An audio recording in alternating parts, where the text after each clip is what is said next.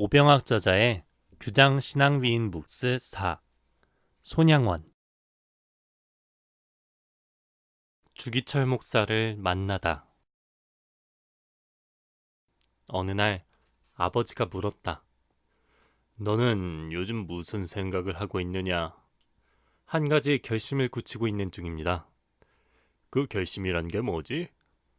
아무래도 하나님의 일을 하려면 목사가 되는 길을 택해야겠습니다.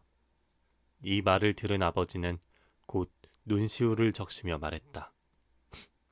정말 잘 생각했다. 이 애비도 살아있는 동안에 힘껏 밀어줄 테니 결심한 일을 잘 추구해 나가려무나. 이때 아버지는 자기가 처음 신앙의 길에 들어서던 때를 생각해 보았다. 가문 어른들의 반대와 마을 사람들의 비난에 맞서기 위해 제사 그릇들을 꺼내어 모조리 불태워버린 일. 하루아침에 조상 대대로 물려온 상투를 잘라버리고 좋아하던 술과 담배까지 끊어버렸던 일. 처음엔 무척 반대하던 부인이 병이 낫고 나서 교회당을 나가던 일 등이 주마등처럼 떠올랐다. 그런 진통들을 겪었기에 목사가 되겠다고 나서는 아들이 생겨나게 된 것이지 어디 저절로 된 일이겠는가. 또 이 아들을 내가 어렸을 적부터 교회당을 데리고 다녔던 일이 어찌 우연한 일이었으랴. 이게 다 하나님의 계획이 아니고 무엇이겠는가. 하나님의 종이 되기를 결심한 양원은 1926년 당시 부산에 있는 경남 성경학교에 입학했다. 이 학교는 당시 장로교회 경남노회가 교육자를 양성할 목적으로 세운 것이었다. 손양원은 이 학교에 입학하고 나서 일생에 다시 찾아보기 어려운 전기를 맞게 되었다. 학교에 입학하여 주기철 목사를 만나 성경을 배우게 된 것이다. 주기철 목사는 손양원보다 나이가 5살밖에 많지 않았지만 일찍 남강 이승훈 선생이 설립한 평북 오산학교와 평양신학교를 졸업하고 목사가 되어 부산 초량교회를 맡아 목회하고 있었다. 그는 목회를 하면서 동시에 후진들의 교육을 위하여 경남 성경학교에서 학생들을 가르쳤다. 주기철 목사는 당대에 손꼽히는 민족주의자였을 뿐만 아니라 일본 제국에 강력히 항거했기에 자연히 손양원은 큰 영향을 받았다. 그가 주기철 목사에게 맨 처음 관심을 가지게 된 것은 주 목사의 성경을 가르치는 탁월한 능력과 재능 때문이었다. 특히 주 목사의 로마서 강해는 손양원에게 큰 감동을 주었다. 주기철 목사 또한 열심히 공부하는 손양원을 유심히 지켜보았다. 어느 날 두 사람에게 자연스럽게 대화의 자리가 마련되었다. 손양원 학생은 어떤 뜻을 세우고 이 학교에 입학했습니까? 하나님의 훌륭한 종이 되고 싶었습니다. 하나님의 종이 되겠다는 것은 그 의미가 넓지 않습니까? 좀 더 좁혀서 말하면 어떻게 대답할 수 있을까요? 구체적으로 말하면 목사가 되어 주님의 일을 하고 싶은 거죠. 정말 장한 뜻을 세우셨군요. 하기야 나도 먼저 뜻을 세우고 나서 목사가 된 거니까요. 또 한 가지 물어볼 게 있습니다. 무엇인가요? 목사가 되고 나서 하나님의 일을 하게 되면 어떤 방법으로 해나가고 싶은지 생각해 본 적 있나요? 그게 무슨 뜻인지.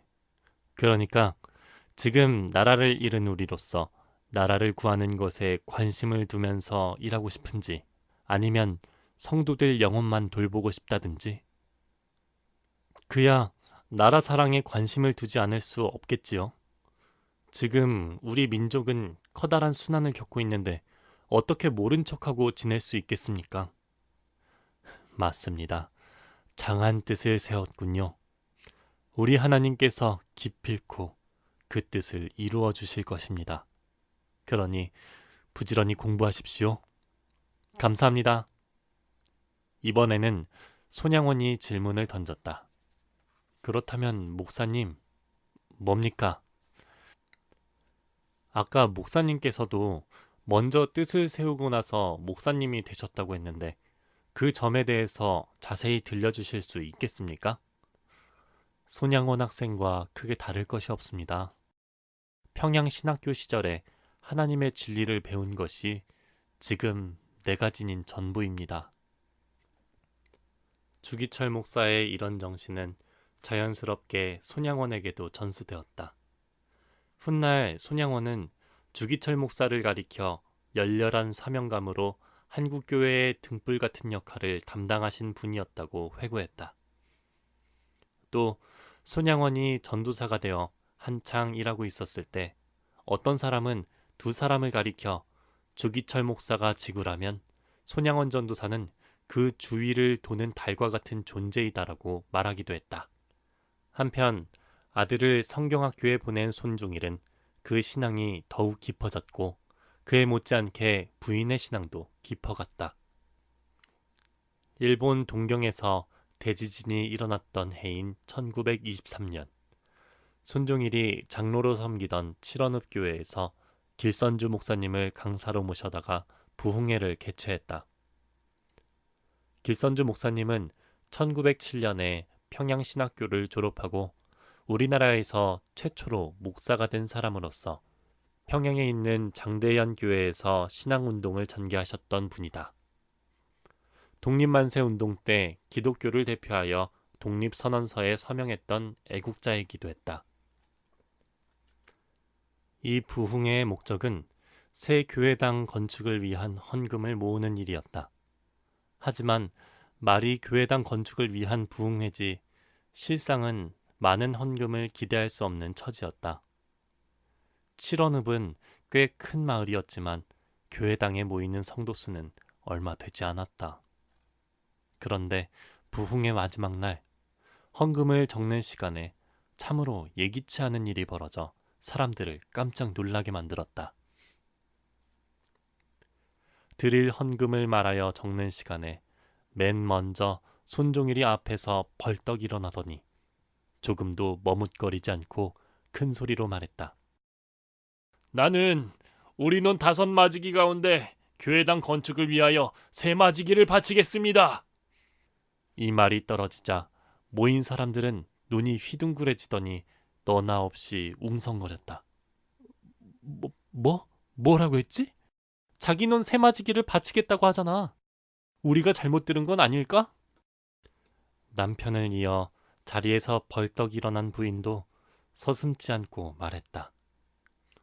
내가 우리 집안의 시집 온 이래로 함께 노력해서 논 2마지기를 사서 보탰는데 나는 그 2마지기를 바치겠습니다. 교회당 안은 삽시간에 시끄러워졌다. 교인들이 깜짝 놀라서 수선을 떨었기 때문이다. 남은 2마지기마저 다 바친다고? 제정신으로 하는 소리일까? 재산 전부인 논 5마지기를 눈 깜짝할 새에 모두 바치는 것은 무모한 짓이라고 모두 수군거렸다.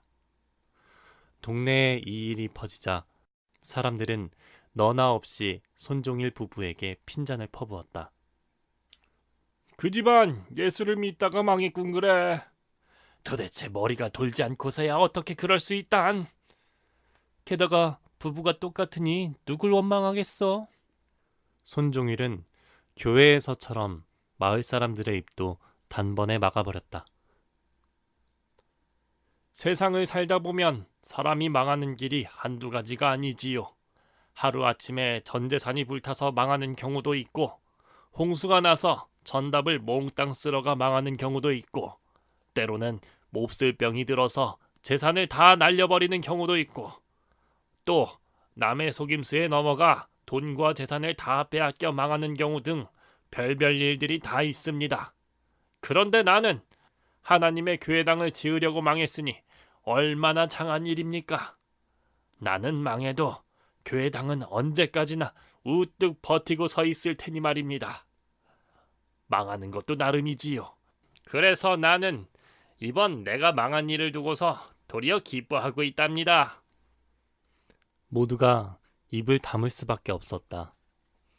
손종일의 살림살이는 더 구차해졌고 이 무렵 충격적인 소식까지 듣게 되었다. 일본 동경에 대지진이 일어났다는 것이다. 이거 큰일 났군.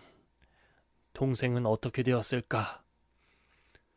대지진 자체도 엄청난 일인데 일본 사람들이 지진이 난 것이 조선 사람들 때문이라면서 조선 사람들을 무차별 학살했다는 소식이 전해졌다.